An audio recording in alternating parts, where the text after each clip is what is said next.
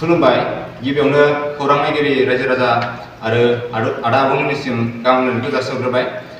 जोङो सयदुवार जौमा फरायसालिनि दुलाराय बर' फरायसा आफादा बोहैथि दाननि 19 आरो 20 जानुवारियाव सिलभार जुबली आरो लोगोसे बारग' फरायसाफोरनि लोगो हमज्लायनाय मोनसे जथुम्मा जोङो खुंफुंनो आखायाव लादों।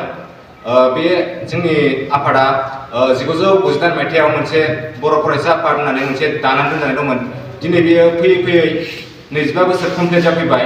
दा बेखौनो जोङो लानानै मोनसे समायना रमायना गाजा गोमजायै रुफाथि मेथाइ लोगोसे बारग' फरायसाफोरनि लोगो हमज्लायनायखौ जोङो खुंफुंनो थाखाय आखायाव लादों। दायो जोंनि खामानिया फैयै फैयै 60 खोन्दो कमप्लिट जाफैबाय।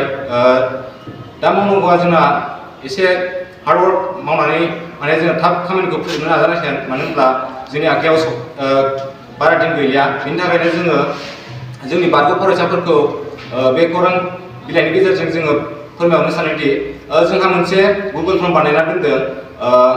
बे गुगोल फर्माव जइन जानो थाखाय जोङो लिंकखौ नैबे खौरां लाइनि हेडलाइनाव होनाय जागोन।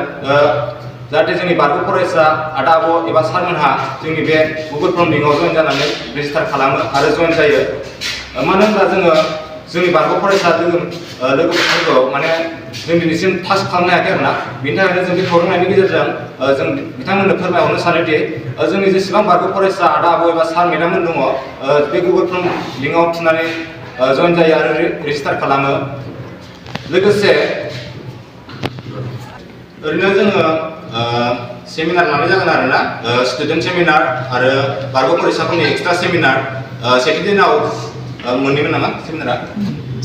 सेथि दिनाव जोङो मोननै सेमिनार लागोन आरो नैथि दिनाव मोनसे सेमिनार लोगोसे बारग' फरायसाफोरनि मोनसे गेवलां मोनसे सावराय मेल आरोना, अपेन डिसकासन बेखौ लानाय जागोन एलुमिनि बिथांमोनजों। लोगोसे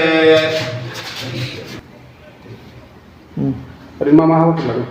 जोङो फार्स्ट डे खालि फ्लेग हस्टिं लादों, ओमफ्राय सेथि दिनाव मोननै सेमिनार लानो आरो नैथि दिनाव मोनसे सेमिनार लोगोसे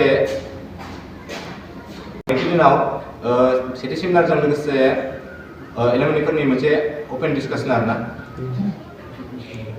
बेजों लोगोसे नोंनि फरायसुलिखौ मा मेसेज हरनो सानगोन?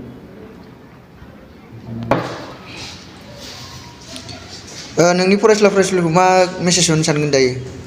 जोङो जोंनि फरायसाफोरनो बेखौनो मेसेज होनो सानदोंदि जे जोङो खौरांखौ गाजा गोमजायै खुंनो लाबाय जेब्ला जोंनि बे हालामाव थानाय जेसेबां जोंनि बर' फरायसाफोर दङ बिथांमोना जों लोब लोब फैनानै जोंखौ सापर्ट होफैयो आरो बयबो बाहागो लाफैयो, जों बेखौनो आसा खालामो।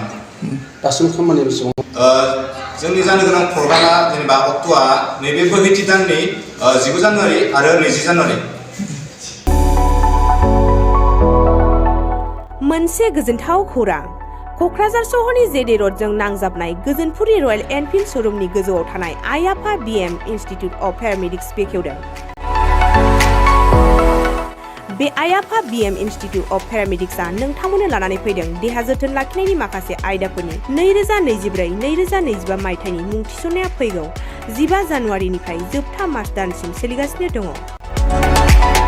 10+2नि उथ्रिसारनाय बिजाथि एबा फरायसाफोरा बे पेरामेडिक्सआव गावारि सोलोंथाइखौ लानो हागोन। क'क्राझार सहरनि गोजोनपुरि एबा गांजिमा बाजारजों नांजाबनाय आइ आफा बिएम इनस्टिट्युट अफ पेरामेडिक्सआ नोंथांमोननि थाखाय गोदान मुं थिसननाय आयदाफोरा जादों medical laboratory technology, first aid patient care and assistant nursing, OT technician, ICU technician, radiology technician कर्सखौ 2 बोसोरनि गेजेरावनो आबुं खालामनानै बिएसएस डिप्ल'माखौ लानो हागोन।